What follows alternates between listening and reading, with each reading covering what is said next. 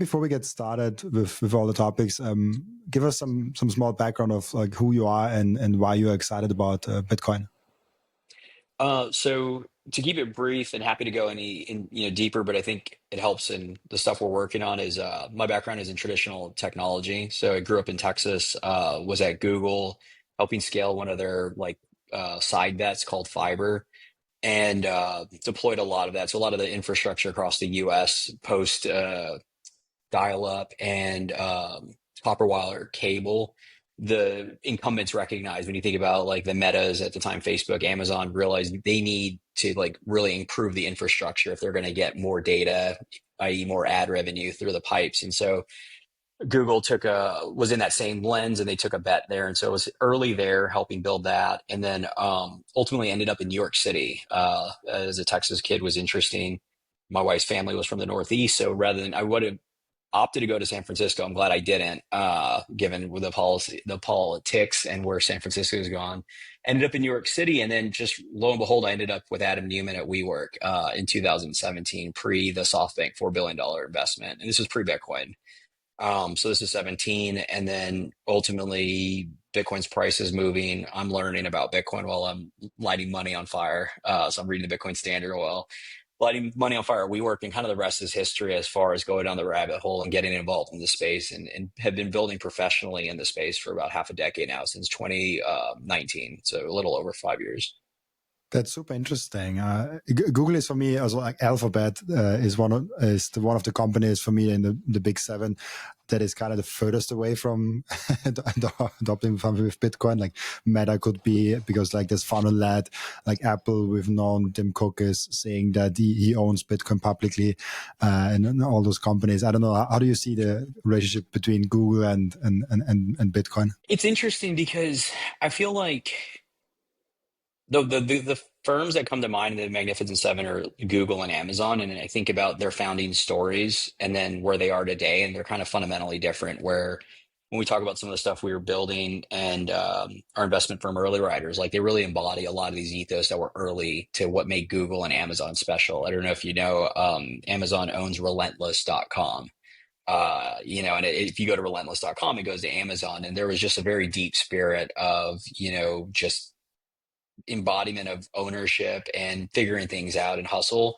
And if you go back to Google's days as well, it was one of the first orgs. It's really what built the meritocracy that you see in traditional Silicon Valley culture and that exists today, and even Bitcoin companies, because they all like grafted on around flat architecture. Open up your calendar. I don't know if you use G Suite, but it's kind of like given as a, just assume that you can, if you log in a G Suite, you can see your colleagues and peers' calendars, and you can figure out how to do. But that like stemmed from Google, because they had this open architecture where you could just show up into somebody's meeting and listen and chime in. And so, so the point is, like, when I hear Google, it feels like there should be the one that gets it and should be the one that's out exploring and experimenting.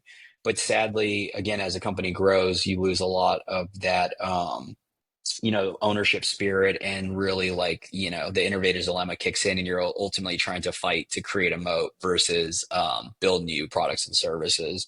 So yeah, I think you're right in the sense, like, the way I've had it explained to me is the Magnificent Seven. It's hard for anybody that has a relevant business to start to deploy into Bitcoin, because it really brings up questions around shareholder meetings and shareholders in general. It's like, what's wrong with your business if you need to start buying these, magic internet beans versus, either buying back your stock or reinvesting it into the business.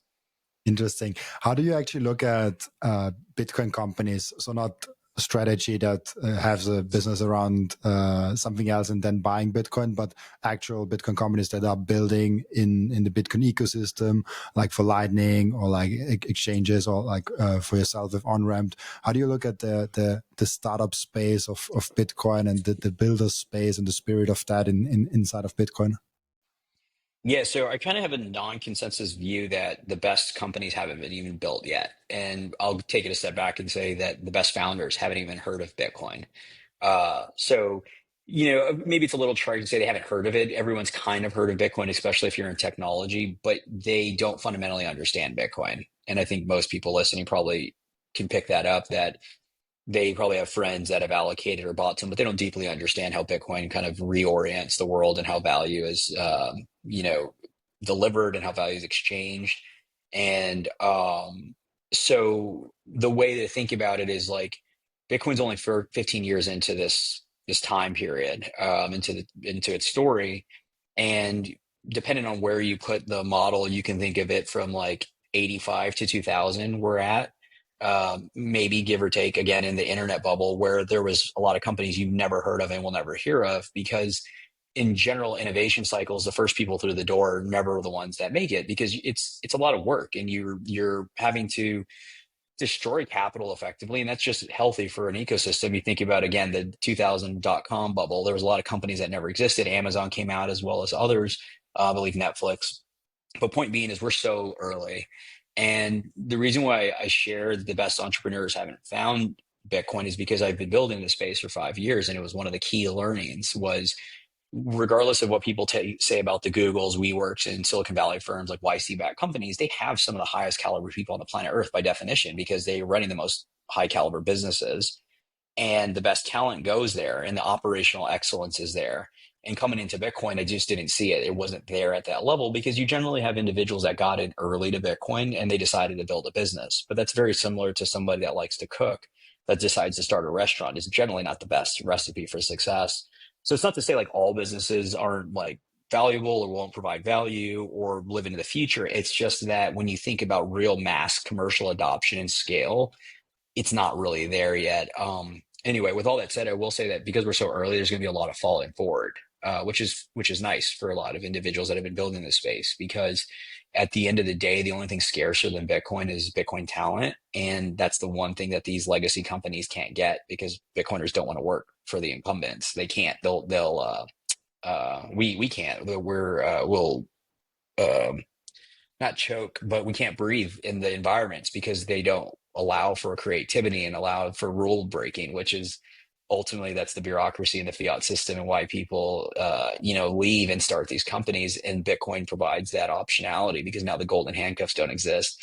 Instead of holding the shares in the Googles and Amazons, you actually have BTC, and now you have optionality to go start these businesses. It's super interesting. The comparison with the internet, also with comparison with like Amazon, Google, all the Netflix, even all the companies that really grew big from that. Do you see the same need for like in the internet? We needed a lot of companies that build out a lot of things that are now there, and we're still building more and more things. Is the same need there in Bitcoin because it's like money and there's like a base protocol that already works, and yeah, maybe we need some services, maybe we need some kind of banking system on top of Bitcoin banking, not in the traditional fiat banking, but like people that take care of how to store Bitcoin. There will be different levels of self custody and different financial services on top of Bitcoin. Maybe we do not need that many companies that the internet needed to build the same thing because Bitcoin is on its own already kind of good. How do you look at that? No, I think it's going to be the opposite. There's going to be a lot more. And the reason why is, so two angles. One is the companies today building majority won't, um, they're kind of building 2D versions in my opinion versus they're looking at the world in a 2D way in the same way a company in 1990s in the internet was building in a 2D way. They weren't building a dynamic nature. And I'll reorient that and then I'll explain why there's going to be more companies. So if I don't, remind me to bring that up because it'll make sense. But going back to the 90s, if you think about when the internet started, think about in your country or where you were at or your family, because you're probably younger to remember exactly, but the internet comes about and you go to like time.com, write a magazine, and you go to the page, and let's say this was the magazine. Well, you're just putting a static version of the book on the actual website. There's nothing dynamic about it. There's nothing native to geolocation where there's ads. It's just exactly what was in written form on the internet. And it took, roughly 15 years when you go back to 2005 to 2008 with the advent of mobile phones. And it was really the iPhone when you start adding GPS and geolocation and just disintermediation of a lot of applications that started to manifest from your phone. When you think about Airbnb, Uber, Netflix streaming, like it took that time to really start to build to the framework of what the internet could truly offer. And Bitcoin's still a key component because you couldn't exchange value without an intermediary. So that ties in going back to why there's going to be a much more other companies, because once you can put money natively through the internet, now we can really start to manifest what the internet was truly supposed to be. But going back to where we started is, so if the first 15 years weren't really building, they were building 2D versions of the internet because there was nothing really dynamic or native. It's very similar to the first 15 years in Bitcoin. And the reason why I say that is because people will talk about, well, this is a novel currency and it's disruptive and it's innovative, right? All the things that and folks come on your podcast to talk about. But then I'm going to anchor it back to still looking in 2D. The best that everyone's come up with is you put all the Bitcoin on this little plastic thing, or you leave it with Coinbase. That sounds exactly like gold. You can hold more gold in your hand, more Bitcoin in your hand than gold, but at the end of the day, it's a digital asset, bare asset. You hold the private keys.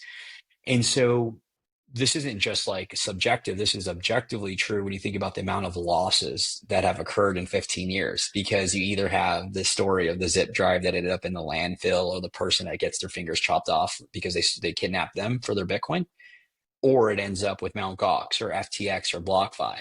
So for 15 years, we still built on these legacy models of somebody holds a stock or bond or gold certificate, and then I can, give up the risk and they have to hold and I have to ask for permission, or I take delivery.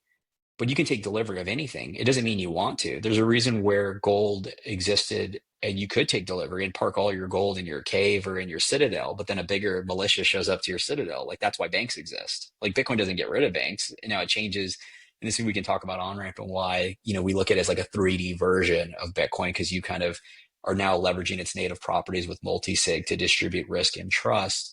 But hopefully, does that help in like understanding where we're still so early that the mental models and the way we look at the products and services are still building to the old vision, or how we like think about traditional architectures. They're not even really building in and you can kind of squint and see this with like some of the Nostr and other stuff. But again, that's not really commercially viable because nobody's really using that stuff. It's an interesting perspective because I do think we are super early, and there's those numbers out. It's like, we had a 3 or 4% adoption, but then I ask myself, like, okay, how many of the people have, let's say, over 20% allocation to Bitcoin? And it's probably like almost none.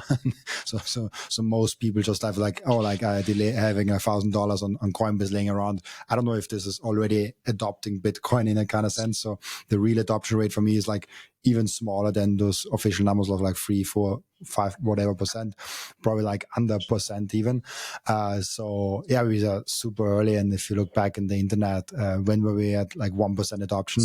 What you have seen in Bitcoin coming up, you have not, in the internet adoption coming up, you have not seen a lot. So 1995, it was really hard to see what the internet actually will do with Apple, with the iPhone, with Google, with AI and all the rest of it. So I guess it's a really good point of we still don't see what might come in the future.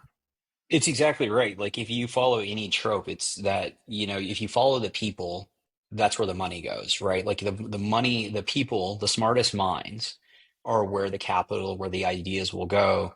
And so what you just shared is the key point backing into why the best founders and companies haven't been built. It's all just subjective, because that is a key notion that most people don't get. When you hear 200 million people own Bitcoin, it's like, we know our friends and family. Like, it's not, it's 0.1% of that 200 million have any material exposure, anything over, call it 10 to or 20%. And so if that's true, then that means the best human capital has not heard or understand it deeply. And that's so bullish for Bitcoin, because imagine once those great minds understand what's happening here, they're going to think of things that we could never dream of. And the beauty of it is like, I don't know the exact quote, so I'll share the crude version. It's like when two disparate ideas from different opposites come together and combine and like have sex, that's when magic happens. And so like, that's what's going to be fun, is when you take individuals that have their traditional domain expertise and professional experiences of 10 to 20 years, and then you bring in a deep understanding and grokking of Bitcoin. That's exciting. What we've seen for 15 years is somebody that, grew up in their mom's basement, or kind of in their basement, learned Bitcoin, and then maybe started a company. And that's fundamentally different from like, how do you actually build a commercially viable, long-standing business? And that's why it's exciting. How do you look at you talked about it before, the Bitcoin talent, and it's super interesting. I've recruited myself like now three freelancers for the podcast, and it was the first time ever that it was in, I think January I did it, where I put out a small tweet of like, hey, I need an editor for my podcast. I cannot do it alone anymore. Who wants to help? Basically, like that's the gist of it, of the post that I put out. And I was astonished how many people would like to work for sats, because I'm like, okay, I would like to pay you in Bitcoin. Actually, I prefer it because I earn in Bitcoin. If I can pay you in Bitcoin, that makes the whole process easier. And it's all remote because I don't have an office anyways. I'm just like a one person small podcast. And I got, I don't know if this shocks you, or if that's something that you also see. I got on the first day 50 or 60 applications, and I've said it I don't have a lot of money. Like I cannot pay any competitive salaries or anything like that. I said it right in the thing. So I think like the hunger of Bitcoiners to work in the Bitcoin ecosystem, whatever it is. I got like requests of like, hey, I don't know anything about editing, but I'm willing to learn. Like, like I would love to work with you. So I see the hunger of people that really want to work in this Bitcoin industry. Maybe that's comparable also to the internet. How do you look at like Bitcoin talent and Bitcoiners also actually wanting not only their money in Bitcoin, but also like working in Bitcoin? Yeah, I mean, I think it makes complete sense. There's a lot of things converging. Outside of Bitcoin, it's kind of a buyer's market for talent in general because post zero interest rate environment, there's been a lot of layoffs. So there's just like a lot of talent in general versus before where you were having to really, hunt for people. But then once you get to Bitcoin, to your point, there's a lot of individuals that want to break into the space and get involved, and there's not that many companies. So it makes complete sense. The other aspect of it is so there's like two things I think are happening. One is what you said about like the flex or like contract to support with your endeavors. I see a future world where you end up almost like as a partner or a contractor, meaning there's somebody that's doing like five different jobs or they're a partial owner in a business. There's like no middle ground with like employee because either you'll be able to leverage AI and one person can do a bunch of things or you'll have like a very key role. So that's just like a kind of side tangent. But then when it comes to people breaking into the space, it's part of Why Early Rider. So we have an investment fund. It's Bitcoin denominated. I believe it's the only one to date. And what's we're really excited about there is we have OnRamp, our business. It's a private bank for Bitcoiners or for people with Bitcoin investors. We work with pensions all the way to individuals. And then we have this venture arm. And part of the venture arm being stood up is because I had a background in venture and understood that like when you're operating day to day, these businesses, you get to spot all these gaps that it like truly exists in the market, not things that people are pitching you, but like when you're building and you're operating, you get to see like these different areas.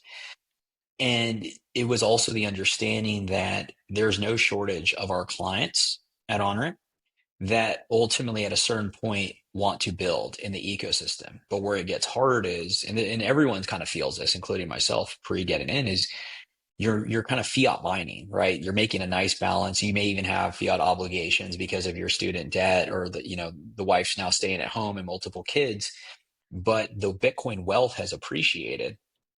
And so now you're like, well, shoot, you feel that inertia to do something, like whether it's to give back or get involved, but you're also not ready to stick your neck out completely and get off that salary, right? Because it's very addictive. I think, I forgot who it was. I don't know if it was Karl Marx that said like a salary is the opium of the masses or something like that. It's like, it's very easy to get like subdued, but the beauty of Bitcoin is it eventually gets you out of that because enough of that value appreciation coupled with the opportunity that exists in this future world, you cannot let pass you by.